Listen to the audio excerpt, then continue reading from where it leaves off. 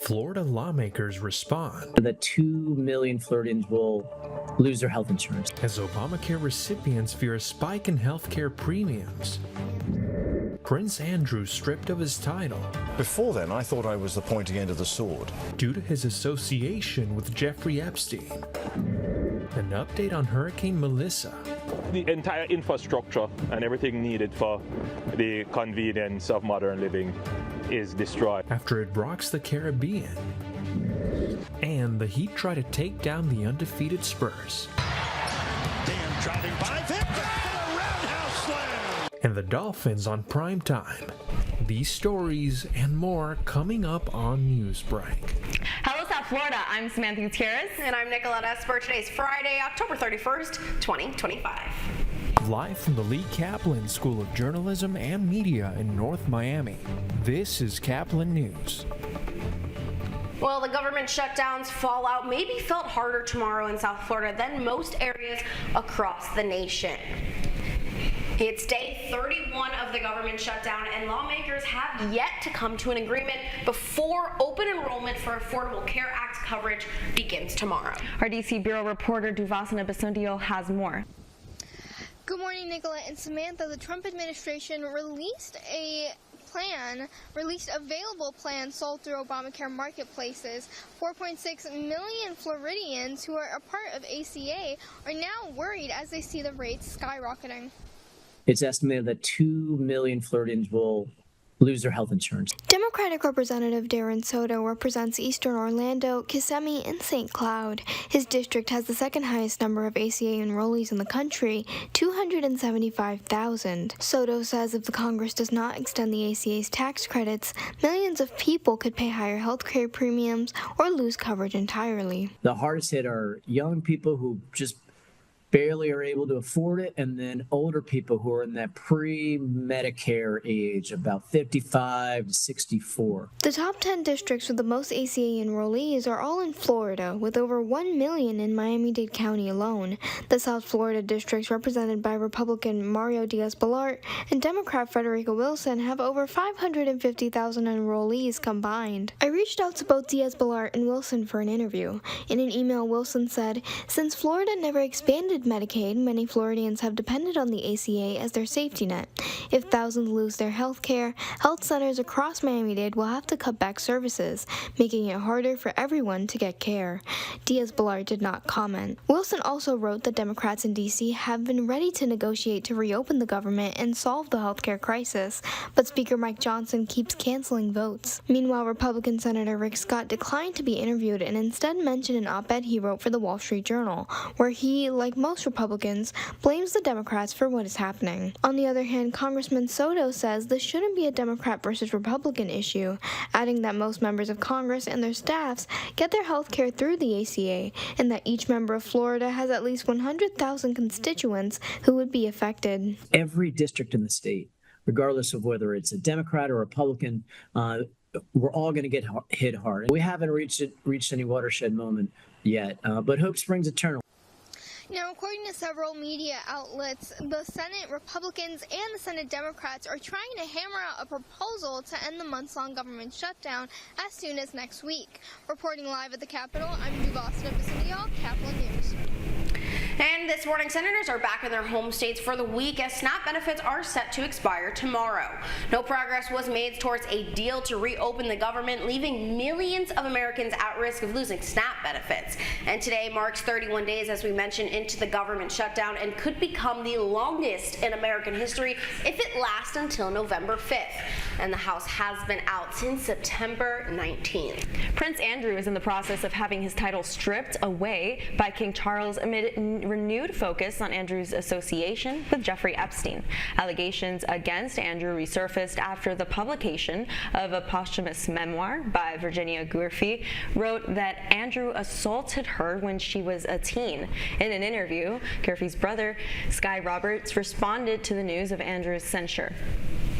It's definitely some vindication for Virginia. I think that she had been fighting for this for a long time. She always said, you know, only one of us is telling the truth, and I know that's me. And I think this is a big sense of vindication for her from not just the general public, but from the king himself to say, I stand by survivors. Andrew claims he never met Virginia and denies the allegations. Buckingham Palace says the censures are needed despite Andrew's denial of the allegations. Hurricane Melissa strengthens as it continues across the Caribbean. Melissa is one of the most powerful Atlantic hurricanes in more than 150 years. The storm caused widespread destruction in Jamaica, Cuba, and the Bahamas. At least 30 people have died so far. The entire infrastructure and everything needed for the convenience of modern living is destroyed. On Thursday, the hurricane continued towards Bermuda, and the United Kingdom, China, and United States announced that humanitarian funding and resources will be available and sent to those affected across the Caribbean. Now to a story that's sure to warm your heart this morning. A Tampa woman is reunited with her dog after 7 years that he went missing. Officers found the Siberian Husky wandering the streets, and the microchip is what helped track his owner. CNN's Julie Salomon has the story. Officer Bishop with the Tampa Police Department finds a Siberian Husky wandering the streets of Tampa. He has no collar, but a microchip links him back to his owner. He's a good boy. All right, hey, we're going to go somewhere, okay? Gabrielle Hartley has been looking for her missing dog for 7 years. Did he remember you? Did he still answer to his name? Yeah, he does, and his nickname. We call him Blue, like just because his blue eyes, and he responds. Hartley is reunited with her dog Luca last week. She says in 2018, she reported her dog missing after a break-in at her house in Tampa. Over the years, she kept paying a fee to keep his microchip up to date, just in case someone found him. Last week, PetKey notified her Luca had been found after 7 long years. They sent me an email, called me like 8 times, and let me know like my dog had been found. It really had to get in there. That was very deep. Since then, Luca had surgery to remove a mass. Hartley believes whoever stole her dog used him for breeding, then dumped him due to health issues. He had a UTI, blood infection, broken teeth from probably trying to escape a cage. One of her friends started a GoFundMe page to help Hartley with medical bills. She says a vet thinks it will take him about 3 months for him to gain weight and recover. Hartley says she never gave up hope. After all, Luca is family. Then like that one moment when he crawled up on my bed and he's just licking my hand, he's like looking at me, and I could tell he feels comfortable and safe. I'm like, oh, this is so worth it. In Tampa, Julie Salmon, Tampa Bay 28. Well, that was a big night in South Florida sports as the Heat tried to build on some early season momentum, and the Dolphins tried not to disappoint on primetime. Well, hey, that's still ahead, and so is this story. They keep coming up with things that I could have never imagined, and that's an awesome thing. A group of students expressed their creativity in art and technology projects for a special visitor. Newsbreak will be back in 2 minutes. Last week, Brandon met a girl on a dating app. One day after work, he finally found the courage to ask her out. No answer. He started to panic. Was he being too pushy? Maybe it was too... Hey, sorry I didn't respond. I was driving. I would love to go on a date. How does tonight sound? Brandon tried to play it cool, but inside he knew.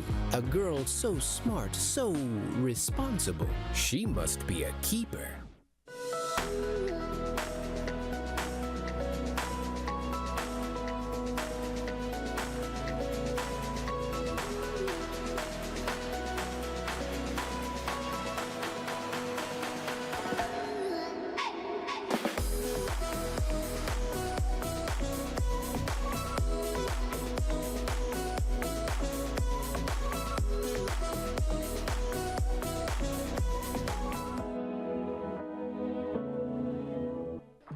How do you know when you've made the right decision? It's the feeling you get in your gut. The one that tells you what's right or wrong. It's the one that says, sure, I can have a drink. Or the feeling that says, okay, I've been drinking. Now what? It's the voice inside you that says, I'm buzzed. Better leave the car when it's time to go. Plan ahead. Catch a sober ride. Buzz driving is drunk driving. Every day, millions of people are connecting. And even though we're overcoming obstacles, watching each other's backs, and banding together, we should still make an effort. We should still make an effort to get to know each other on a deeper level. Father, cosplayer, mentor, actor. It's time we take a step forward. It's time we take a step forward. Come together and discover how accepting our differences can make us stronger.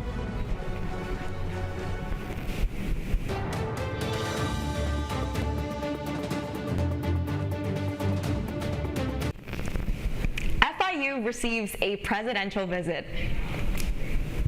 Innovations and creativity took center stage as President Janet Nunez paid a visit to Biscayne Bay campus this week. Yes, and Caplin News reporter Valentina Gaspari explains how this visit reflects a space where technology and the arts meet student innovation.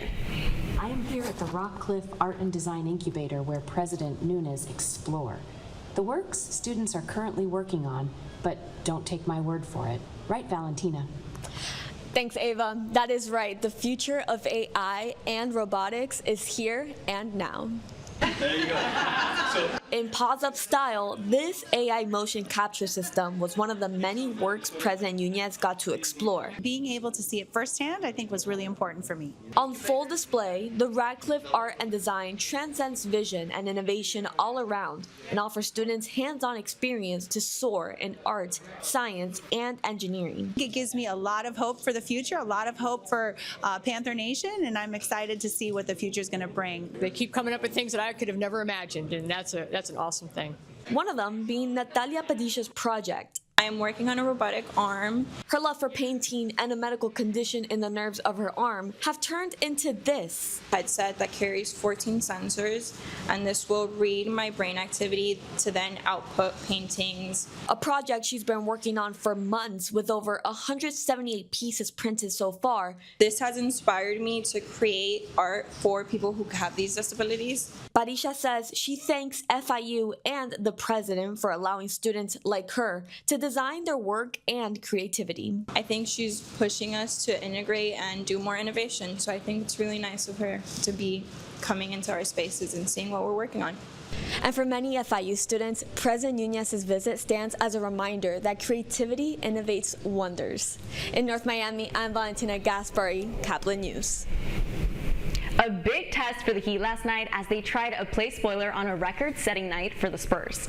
Second straight game without Norman Powell, but the offense didn't skip a beat. In the first half, as you can see, Bam Adebayo became the first player to figure out Victor Wembanyama. Do you go straight up to him? Do you go around him? Hey, you just jump right over him. An absolute poster for the captain, who finished with 31 points. The Heat would go down big in the third, and you could not pull it out despite a 17-1 run in the late fourth.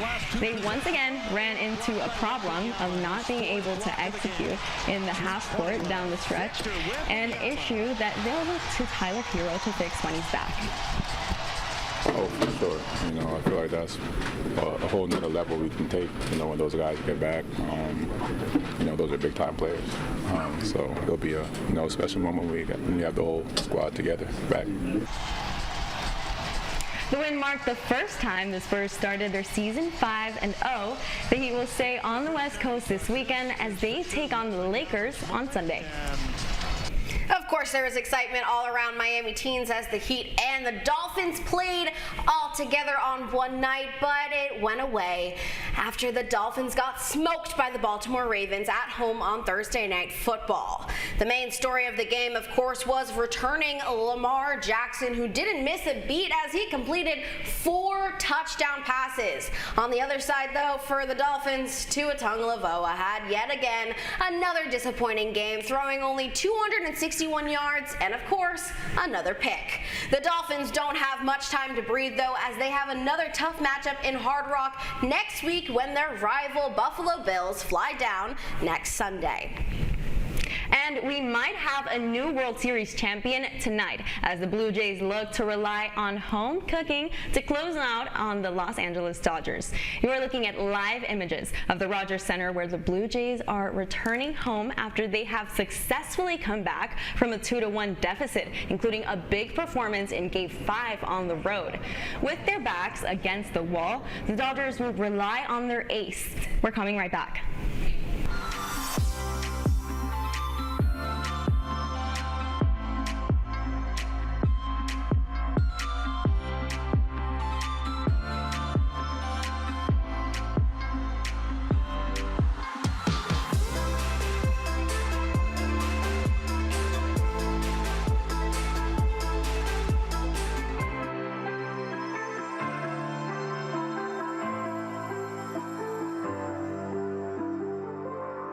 I could really use a new tablet. I just don't have the money. Let me ask you something. Do you have a Pell Grant? Yes? You do know you can get a free tablet, right? Did you say free? Yeah, free. It's simple. And the application is done in the store. I could really use a tablet. Get one. Another satisfied customer. Stop by Panther in the Graham Center at FIU MMC today to speak with one of our associates to get your free tablet. Type 2 diabetes can have a big impact on your life. But how can it be prevented? Well, the first step is knowing if you have something called prediabetes. Take the 1-minute risk test today at doihaveprediabetes.org.